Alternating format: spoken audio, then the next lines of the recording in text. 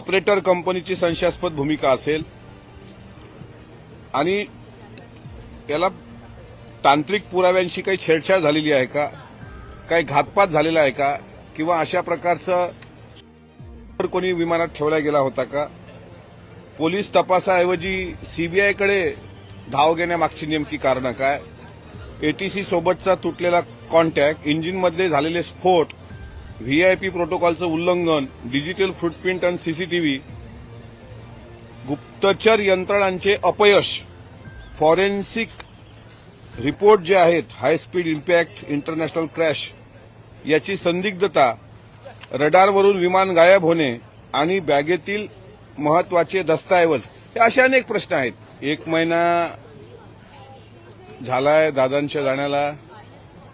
हे सांगताना फार अंतःकरण जड होतंय. अजूनही विश्वास नाही आहे की दादा आपल्यातून कुठं निघून गेले असतील. खरं तर महाराष्ट्राच्या संवेदना 1 महिना झाल्या तशाच आहेत जशा पूर्वीपासून होत्या. अजूनही लोकांच्या मनातलं शंकेचं काहूर काही मिटत नाही. त्याच्यामुळे 1 महिन्यात आता या विमानाच्या अपघातानंतर आमच्या काय हाती आलं महाराष्ट्राच्या, तर मला असं वाटते अद्यापही जे ठोस काही लागत होतं आम्हाला, म्हणजे जर सीबीआय चौकशी बसली असेल, उच्चस्तरीय चौकशी बसली असेल, न्यायालयीन चौकशी बसली असेल, तर जे ठोस काहीतरी पाहिजे होतं फास्ट ट्रॅकवर, ते अजूनही झालं नाही. इतकंच काय तर या 1 महिन्यातलं फलित काय, तर मरीन ड्राईव्ह पोलीस स्टेशननी एफआयआर नोंदवून न घेणं, मला असं वाटते हे दुर्दैवी फलित या 1 महिन्याचं आहे. अद्यापही वैमानिकाचा जो संशयास्पद रेकॉर्ड होता त्याबाबत खुलासा झाला नाही. विमानातल्या बेकायदेशीर बदल, कॉकपिट व्हॉइस रेकॉर्डर म्हणजे सीव्हीआर मधला फेरफार, ब्लॅक बॉक्सचे झालेले नुकसान, आता म्हणतायत ते सुरक्षित आहे.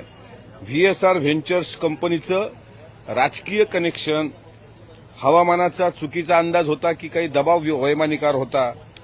बारामतीमधल्या सेफ लँडिंगला एक इतिहास आहे, कारण ते अजितदादांचं स्वतःचं होमग्राऊंड होतं आणि हजारो वेळा तिथे त्यांनी लँडिंग केलं आणि तिथल्या भौगोलिक परिस्थितीची त्यांची आणि त्यांच्या वैमानिकांना पूर्ण कल्पना होती.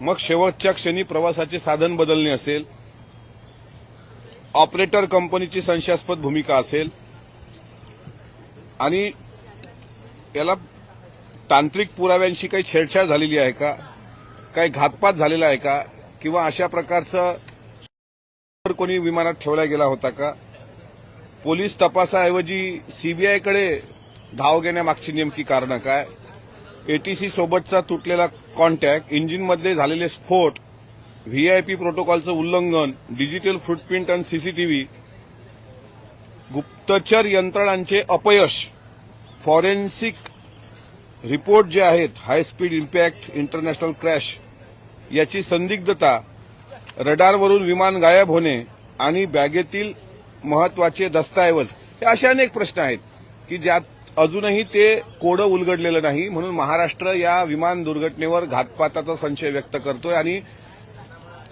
मरीन ड्राईव्ह पोलीस स्टेशननी एफआयआर न घेतल्यामुळं किंवा 0 एफआयआर न केल्यामुळं, त्याचप्रमाणे बारामती सुद्धा पोलीस स्टेशननी एफआयआर न घेतल्यामुळं ही शंका आणखी बळावते आहे.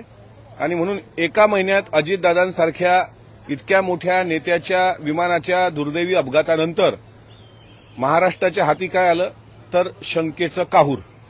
अजूनही साहिल मदन, यश, सुमित कपूर हे तिघही कुठे आहेत? कालपर्यंत मी दोघांची नावं घेत होतो, आज मी तिसरं नाव घेतोय, सुमित कपूर.